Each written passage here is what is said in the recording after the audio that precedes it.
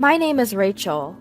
I married my husband John 3 years ago, and we've been living happily ever since. Both of us work hard, so we live comfortably, spending our days off on trips and having fun together. And now, there's a new life growing inside me. My belly isn't noticeable yet, but the baby is almost at 13 weeks. I was hoping to announce the news to everyone once I got to my second trimester. My life was complete with my beloved husband and our cute baby on the way. We're not particularly wealthy, but we manage a decent living, and I would say people may consider us to be couple goals. But there's one thing that bothers me. It's my husband's sister, my sister-in-law. I just can't get along with her. My in-laws are really nice people and have treated me like a real daughter since we first met. But my sister-in-law didn't like that and started making snide remarks about me. Even at our wedding, she complained about the food and embarrassed the staff and kept asking me, "How much did you spend on this? It's John's money, isn't it? You could have at least kept it a couple of notches down." Saying that, she only made sarcastic remarks to me. She clearly doesn't like me and behaves like that every time we meet. Because I don't meet my sister-in-law that often, and it's just a matter of putting up with her once in a while, I kept telling myself that it's okay. However, she started to stay at our house very often. She got married before us and has a daughter who just turned 4.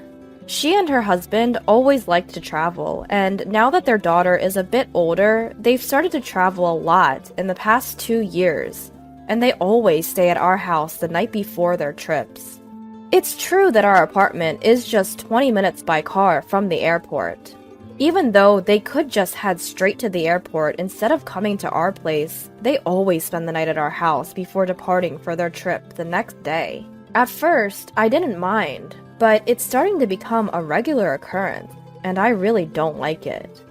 My sister-in-law's family always shows up unannounced, ringing up our intercom. "Hey Rachel, we're here!"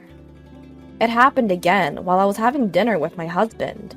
In a hurry, I asked John, "Did you know they were coming today?" He shook his head in response. "Hey Rachel, open up!" That loud yell from the other side of the front door left me with no choice but to open it. "Oh, we haven't had dinner yet. Can you fix something?" With that, she sat down at the seat where I had been sitting just a moment ago. Beside her, my sister-in-law's husband and their daughter took their seats. There's no, "Excuse us for intruding," no, "Sorry for the sudden visit," not even, "Can we have something to eat?" Nothing at all. They just come over as if it's their own place, hang around, and treat me like their housekeeper. I really hated that. Despite my feelings, I cooked and entertained my sister-in-law's family, only to be told, "Rachel, isn't the food a bit bland today? Could you pass me the salt?"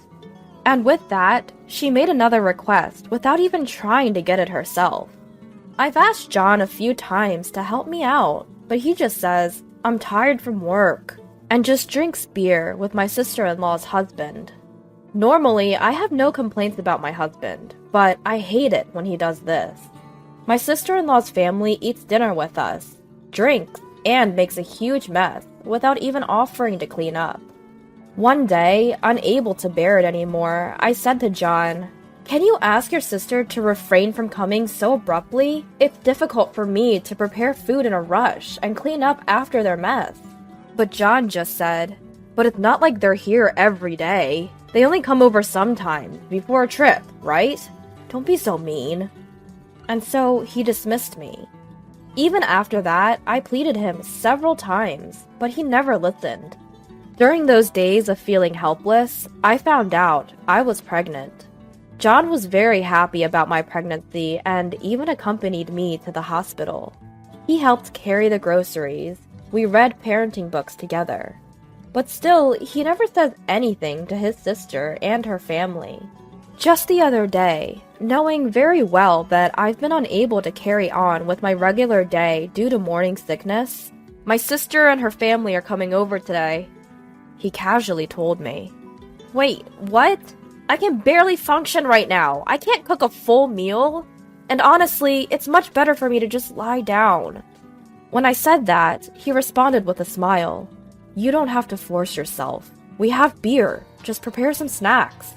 My husband, grinning as he said this. I can't just lay down while his sister and her family are here. Why can't he understand that?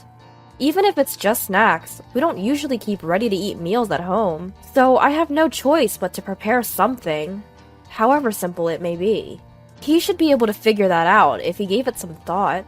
After that, I tried several times to negotiate with my husband to decline their visit, but all he said was, "My sister's already on their way here. It's too late now." He would just say that. I had no choice but to prepare some snacks while not feeling well and went to bed early. But in the end, I was woken up by my sister-in-law's loud voices and couldn't sleep at all. And I have to go to work tomorrow. I thought about this, but in this situation, I couldn't even tell my husband to be quiet, so I endured it somehow. The next day, it seemed like my sister-in-law's family was leaving early for their trip, so they started preparing around 4 a.m. Their loud voices and bustling activity woke me up involuntarily. Then they came into my room uninvited and said, "Sorry, Rachel, could you give us a ride to the station?" They even went so far as to ask that. But I'm still in my pajamas, and I haven't even put on my makeup. I have work today. You can prepare when you come back. We came by train and we'll be late if we wait for the bus. Please, hurry up. Being talked to like that, I got really mad. I went to wake up my husband and said, "John, can you please drive your sister?" But all he did was moan and refuse to get up. No matter how much I shook him or called his name, he stubbornly refused to wake up. Seeing this, my sister-in-law, unable to bear it, said, "Rachel, hurry up! We're going to miss our flight!" And she started yelling at me. I had no choice but to drive my sister-in-law to the airport, and when I got home, my husband had already left for work. There were dishes from what seemed to be his own breakfast left in the sink, and I thought he didn't prepare anything for me, and I felt sad. 2 months later, when my belly started having a noticeable bump, I had some leftover paid time off, so I decided to cut work off in the morning and go home. That's when I noticed a voicemail message on our home phone. When I played it back, it was a message from my sister-in-law saying, "Hey Rachel, it's me. I'll be coming over again this evening. Thanks." Hearing that, I thought, if I stay, I'll just be used as a maid again, and I hurriedly packed my things. I decided to tell my husband that I had something to do and was going back to my parents' house. With that thought, I was about to leave with just the bare essentials when an idea came to me. I left the bags I had prepared at the entrance and checked the contents of the pantry. Just yesterday, I used up all the groceries, so there's almost nothing left in the fridge. There was only one frozen pasta left in the freezer, but I gathered all the instant ramen and a few ready-to-eat meals I had kept for emergencies, took them all, and went back to my parents' house. A few hours after arriving at my parents' house, I got a call from my husband.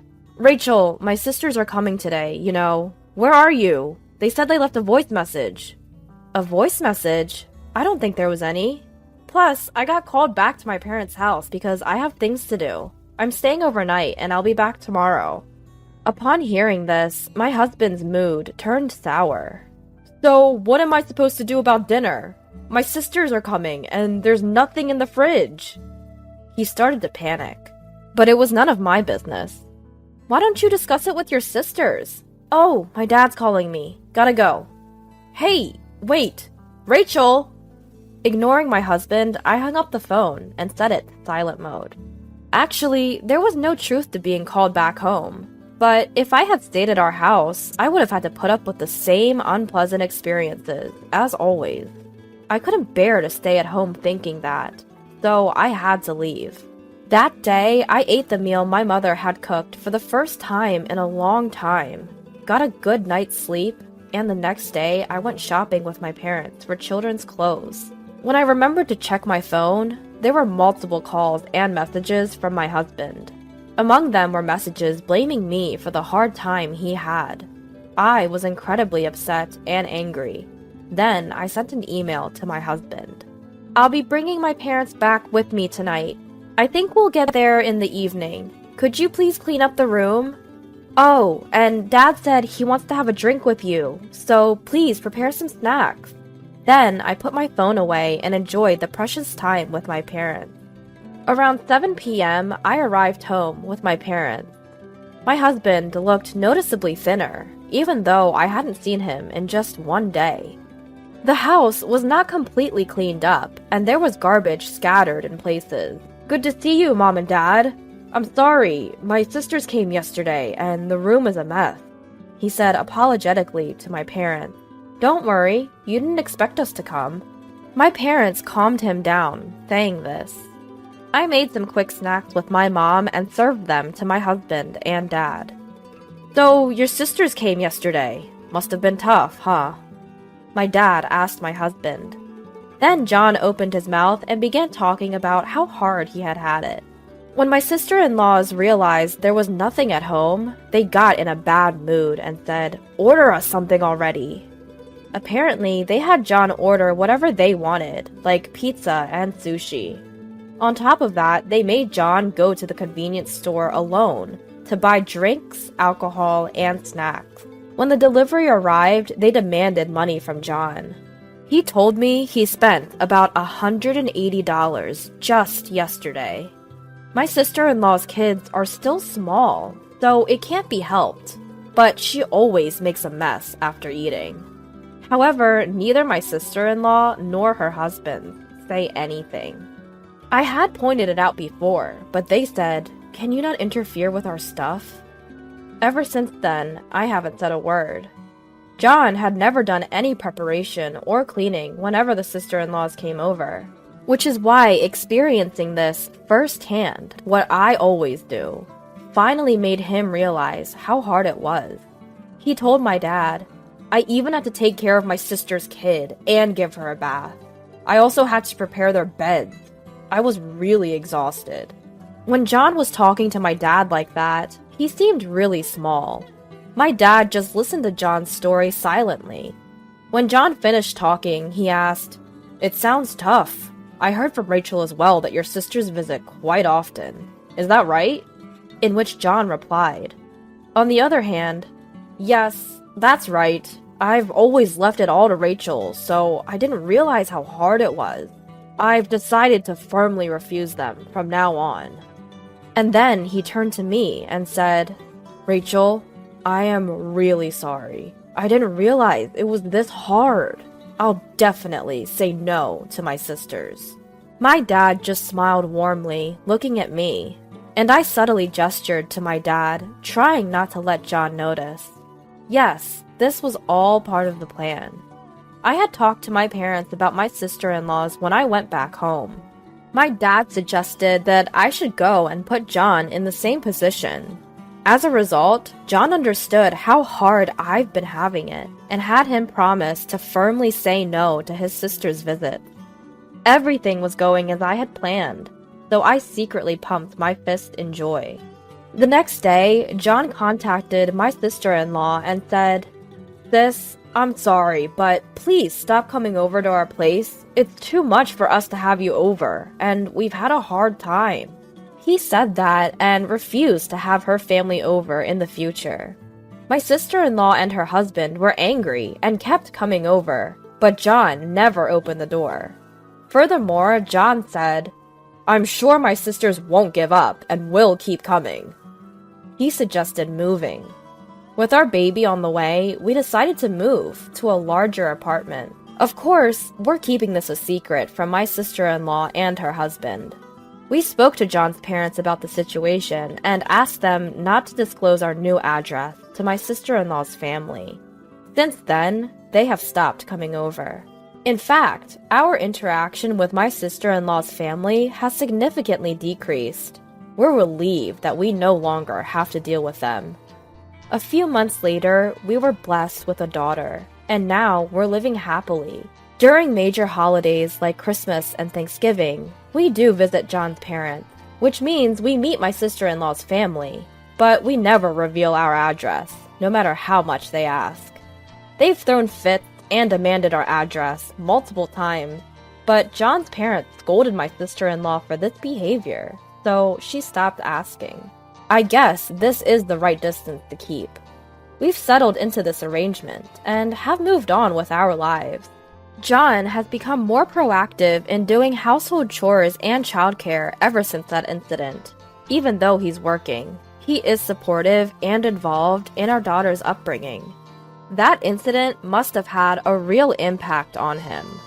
In a way, I feel a bit grateful to sister-in-law's family for sparking this change in John, but I'm keeping that thought to myself. For now, I plan to have John help out a lot more with housework and childcare. Infertility treatment? What a waste of money. If we're infertile, the cause must be you. My husband hurled those harsh words at me, and in the end dropped a massive bombshell. I'm going to divorce my infertile wife and marry your sister instead, haha. Indeed, my husband chose his sister-in-law over his infertile wife. My name is Linda. I live with my husband, Nathan. Days spent with my beloved husband were indeed happy days. However, we had a hard time trying to have a baby. The discussion about infertility treatment began about 2 years into our marriage.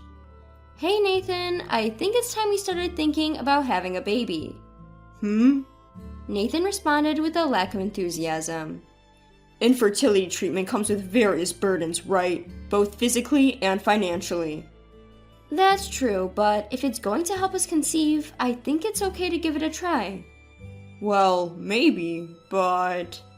Nathan didn't deny the idea of infertility treatment, but he was also not eager to proactively engage in it. I had become a housewife when Nathan had transferred for his job, so I guess he has financial concerns. Don't worry about the money. It's been 6 months since we moved, and I'm getting used to this place.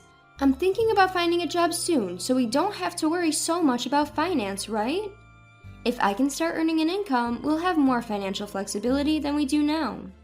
With that, he would probably become more open-minded and supportive towards the treatment, but he reacted differently than I expected. Well, it'd be great if you could start working. But? I don't know how I feel about you finding a job for the sake of getting treatment. It's like putting the cart before the horse. Don't most people conceive naturally? That's not necessarily true. Women's bodies aren't that simple. I hear that when couples can't have kids, the cause is usually the female. Slightly irritated by Nathan's words, I responded, I do hear that often, but there are cases where the male may be the cause, you know. Alcohol, obesity, even diseases from childhood can cause male infertility. He frowned disapprovingly. Maybe, but statistically speaking, it's more likely to be the female, right? I mean, I haven't had any major illnesses, and I only drink socially. I doubt the issue is with me. So you're saying you think it's my fault? I didn't say that. I'm just generally speaking.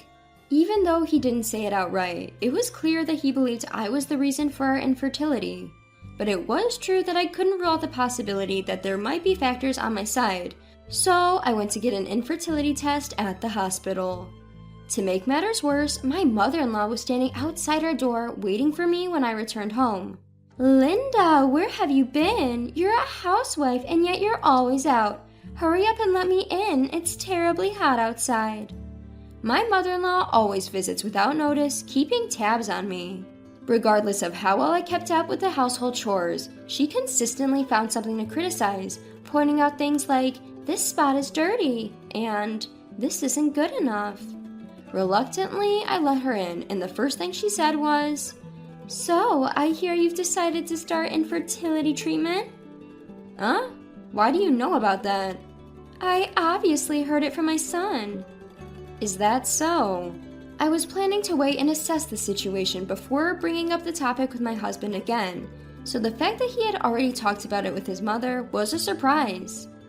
You see, we let you marry our son for the sake of our family's heir. Yet, 2 years after marriage, you still haven't managed to get pregnant. I don't even know why we approved this marriage in the first place. I apologize for not having been able to bless you with a grandchild yet, but Nathan and I are committed to making every effort to conceive in the near future. Upon hearing my non-confrontational response, my mother-in-law let out a deep sigh. Linda, dear, if trying hard was all it took to get pregnant, no one would have any trouble, right? After all, it's clear that you're the cause of this infertility, so maybe you should consider a divorce or something. What? Divorce? It makes sense, doesn't it? There's no way my son is the cause. Like mother, like son. Not only my husband, but also my mother-in-law doubted that I was the cause. Apparently satisfied with her outburst, my mother-in-law left for the day. Upon my husband's return from work, I relayed the comments made by his mother. See, even Mom says the problem isn't me. If we're infertile, it must be you, Linda. He responded with a smug look while nodding in agreement. There was no point in fighting back. He wouldn't consider the possibility that he might be at fault, not even for a second.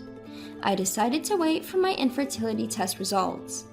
I visited the hospital again a few days later, where the doctor told me a surprising fact. So, we didn't find any issues with you.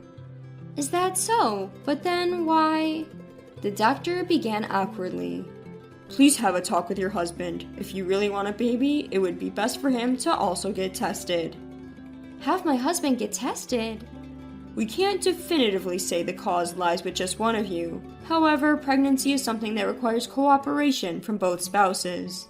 Just to be sure, I recommend that your husband also get tested. Is that so? I wasn't the cause. While I was relieved at the doctor's words, I wondered how to break the news to my husband.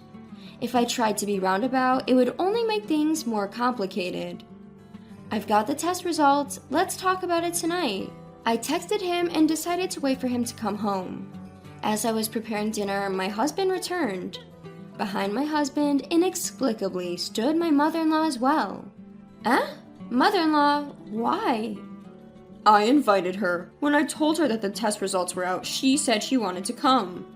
My husband had a look of ease on his face. They appear completely oblivious to the possibility that he might be the cause. Linda, hurry up and tell us the results. Although I can already guess without asking, haha. To my smirking mother-in-law, I responded clearly. There were no issues with me. The doctor suggested Nathan also get tested. Huh? Why me? Faced with the unexpected turn of events, my husband was obviously dissatisfied. What do you mean why? Pregnancy is something a couple has to work on together, isn't it? I had no issues, so now it's your turn to get checked. What's that supposed to mean? Are you saying the problem is with me? That's not what I'm saying. If we both get tested and neither of us is the issue, that's reassuring. If by any chance you are the issue, then we just have to get the proper treatment. As I tried to appease my angry husband, my mother-in-law interrupted. Stop this nonsense. Nathan has always been healthy. There have never been any issues with him. It's impossible for him to be the cause. It seemed as though she hadn't been listening to a word I said, as she stubbornly insisted that her son was not the issue. To convince them both, I showed them the medical report I received from the doctor. Look, I got this today. It clearly shows that they didn't find anything. Yet, both Nathan and my mother-in-law casually glanced over the report, showing little interest in actually reading it thoroughly. Clearly, they were reluctant to accept the reality. Nathan finally blurted out an outrageous statement. Women are the ones who get pregnant, so the problem must be with you. Wait a second, I just showed you the test results. His mother once again interjected, shrugging her shoulders in disbelief. This must be a fake report anyway, right? Going to such extremes just to avoid a divorce. You're truly a frightening woman. What? Why would I do such a thing? Stop saying ridiculous things. Ignoring my protest, the two continued their conversation. Hey Nathan, wouldn't a younger woman be better? Maybe. This could be good timing. Oh yeah, with her? Strike while the iron is hot, as they say. With her? What were these people talking about? A few minutes later, an unbelievable fact slipped out of Nathan's mouth. Well, actually, I've impregnated your sister. What? We recently found out she's pregnant. If I were infertile, she wouldn't be pregnant, right? My sister's pregnant? I was so stunned that I couldn't think straight. Nathan continued without paying attention to my state. So, here's the thing. I'm thinking of marrying your sister. Mom has been saying she wants a grandchild soon after all. My mind went blank and I felt like collapsing right then and there. An affair with my sister? And she's pregnant and they're going to get married? Wait, Sarah's still in college. And she has a boyfriend. Yeah, but apparently she fell for me. When did this? We've been seeing each other for a while now. Nathan reveals the cruel truth nonchalantly. He was having an affair with my sister while we were discussing our infertility issues? Abandoned by my husband and betrayed even by my own sister. I had no idea any of this was happening while we were discussing our infertility. My mother-in-law further compounded my already speechless state with her insults. Do you understand now? My son is perfectly capable of getting a woman pregnant, so you're the issue. We don't need a wife who can't bear children. That's true. Nathan agreed with his mother. It's settled then. We're getting a divorce. I already have the papers. Fill them out quickly. He seemed thrilled as he thrusted the divorce papers at me. Are these people sane? Impregnating your wife's sister and planning to remarry? That's outrageous. That's when I felt it. The surge of anger that I can't even put into words. Fine, we'll get a divorce, but you're going to pay me alimony. Once we'd agreed, he immediately kicked me out of our home. See you around, you barren lady. I'll find happiness with your adorable sister. Later, I returned to my parents' home and explained the situation to them. They were enraged, but the truth is, they disowned my sister a long time ago. I was the only family member that my sister still had contact with. Her reckless behavior, particularly concerning money and relationships, had caused our parents a great deal of trouble. She was disowned by her parents once she started college. Nevertheless, she is my one and only sister. I'd regularly invited her to our home for meals with my husband. And this is how things end up. My parents said they summoned Sarah and my husband to give them a scolding. But I told them that was unnecessary. I knew that even if they got together, it wouldn't work out. And several years later, it was a few years later when I got remarried to Gary, someone I met at my new job, and we were soon blessed with a daughter. One day when we were out as a family, I heard a voice say, Hey Linda, is that you? Nathan. Long time no see. The voice belonged to my ex-husband. He took a quick glance at my daughter and current husband, then spoke to me with bitterness. Ah, so you were married. Lucky you, someone took you in. Mind your own business. How's your marriage with my sister going? At this, my ex-husband made a sour face. Just as I thought. I pretended to know nothing and asked him, What's with the face? You should be happy you ended up with a child with my sister instead of me. Well, you see, he replied with a pale face. Sarah was really unfaithful. Even after she gave birth, she used my money to cheat on me. Now we're divorced. She even took our child with her after all the baby stuff she made me buy. Oh dear, that sounds like quite a disaster for you, I replied, though I knew all along. I was aware of my sister's promiscuous behavior, which resulted in numerous troubles. Every time she ended up demanding money from our parents. Looking around and seeing that my daughter and husband weren't around, my ex-husband suddenly turned to me. Hey, would you consider giving us another chance? Excuse me? Don't you think it's a little too late for that? As you can see, I'm remarried. But your daughter's a stepchild, right? You shouldn't have to go through the trouble of caring for someone else's child. I don't need children anymore. Let's live freely together. He must have thought that my daughter was my stepdaughter. This man, after all this time, still didn't suspect my fertility. I boldly told this mistaken man the truth. What are you talking about? That girl's my biological daughter. Huh? His expression at that moment is something I can never forget, even to this day. He had a dumbfounded look, about 5 times more than usual. Weren't you infertile? Trembling, he asked. I explained politely. Well, isn't it unfortunate? We conceived our daughter right after I married my husband. But more importantly, I wonder who the actual father of Sarah's child is. I looked at my ex-husband with a wicked smile. His face was pale. Hey, what do you mean by that? Oh, don't worry about it. Just curious, you know?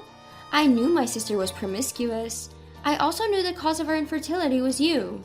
In other words, you were used by my sister. Used? Yes, she probably didn't care who she was marrying as long as she had a man to raise her child. And you, who misunderstood, fell into my sister's scheme and married her, unknowingly raising another man's child. So, you mean I was deceived into being a surrogate father? He fell to the ground and clung to me, crying inconsolably.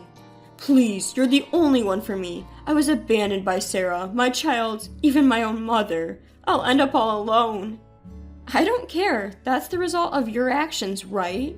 It's quite pathetic to be acting this way for someone your age. I looked down and threw those words at him. He slumped his shoulders, completely disheartened. Ever since, despite our conversation, he has kept sending me desperate texts. I was wrong. I want to start over. You're the only one for me. Please come back. I won't cheat anymore. But I blocked all of them without replying. It seems my ex-husband later requested a DNA test for the child. As a result, it was confirmed that the child was not his. To this day, he's in a state of self-isolation at home, not even going to work.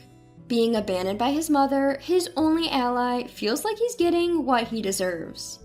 I, of course, haven't seen my ex-husband since that day.